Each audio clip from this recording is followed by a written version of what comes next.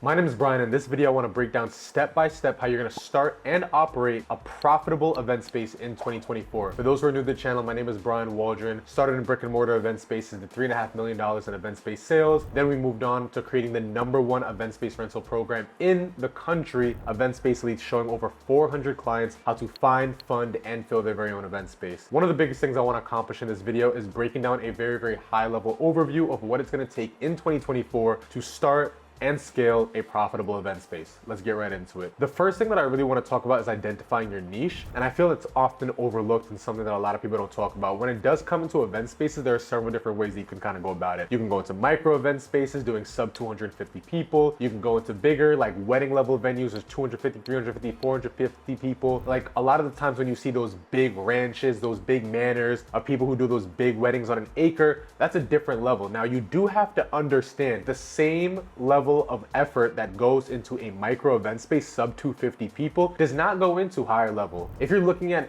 bigger events like weddings and bridal showers and things of that nature, people may not need the same things as a micro event space. So you have to understand which avatar you are trying to go for. Now I understand a lot of times people look at like, well, you know, if I go for the big weddings, that's the big money and things of that nature. Yeah, it might be, but then the fulfillment is a lot higher too. And you might be looking at it where it's just like, okay, cool. It doesn't make sense with the capital that I have and the time that I have in place to go ahead and deal with this level of traffic and this level of business. So you definitely want to know what clientele you want to serve. The second one that you definitely want to consider is location and space requirements. For example, if you are going into the micro event space niche, the location and space might not be the same as a wedding type of venue. If you're looking at a 250 person event venue, you might only need 4,500, 5,000 square feet. You might be able to go into a smaller market, right, where there's less of a demand. But since you have a smaller space, people just want to not be in their house so they can go to you. If you're looking at a bigger venue like 400, 500, 600 people, you might need more demand because you might need a higher level of traffic and population to serve that kind of need. When I was operating BK event spaces, we specifically focused on micro event spaces. One, because that was all the capital that I had. And then two,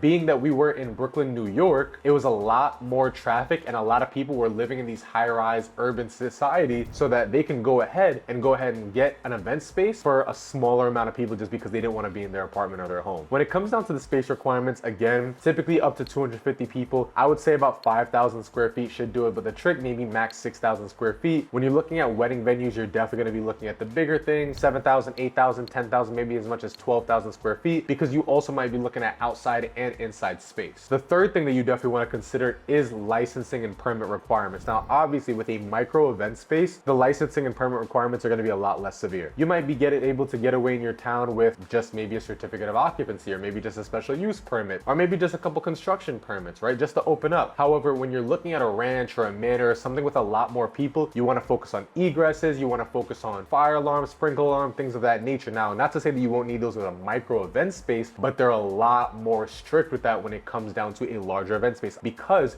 you're dealing with a lot more people. The next thing that you want to definitely consider when you are setting up your event space for success in 2024 is venue setup. Now, the biggest thing with that is that obviously if you're looking at less people, there might just be different capital requirements, there might be different location requirements, there might be different space build out requirements. If you're looking at wedding venues, you might need a bridal suite, you might need a lounge area, you might need things that are more fitting to that type of clientele, which is why it's so important to focus on the right niche up front. When you're a micro event space owner, you may not need all those different things. You might just need the space, tables and chairs, and you're out the door, which is why specifically our company Event Space Leads focuses on micro event venues, just a lot more multi-purpose. The next thing, once you've gotten through the build out costs and whatnot, is you definitely want to consider the marketing and promotion of your venue. Now, you guys have seen me make a lot of videos like this on the marketing, on the social media presence, and there's tons of different ways to go about it. But the biggest thing is, of course, understanding your avatar for one, and then two, selling to that level of clientele. If you're not doing those big bash parties, if you're not doing weddings, if you're not doing all that kind of things, why are you promoting that on your social media? If you're focusing specifically on baby showers, wedding receptions, and kids parties, why are you not promoting that on your social media? And a lot of times I look at event space Instagram pages and I'm like, I don't even know that they're on Instagram. I don't even know who or what they serve because they're just all over the place. So the sooner you niche down on your avatar is the faster you'll be able to serve them and you'll be able to know what to produce to go ahead and serve them. And the last thing that I really want to talk about is operations. Once you've crossed these first 5 steps, obviously it's time time to scale now. You really want to have your team in place. Things like your event attendant, your housekeeper, your virtual assistants. These are all people that are going to be part of your superstar team so that you can work on the business and not in the business. Guys, my name is Brian Waldron, and again, I wanted to put together a super high level overview just if you are considering the event space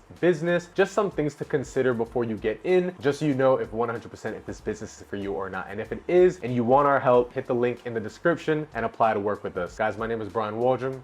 Let's go.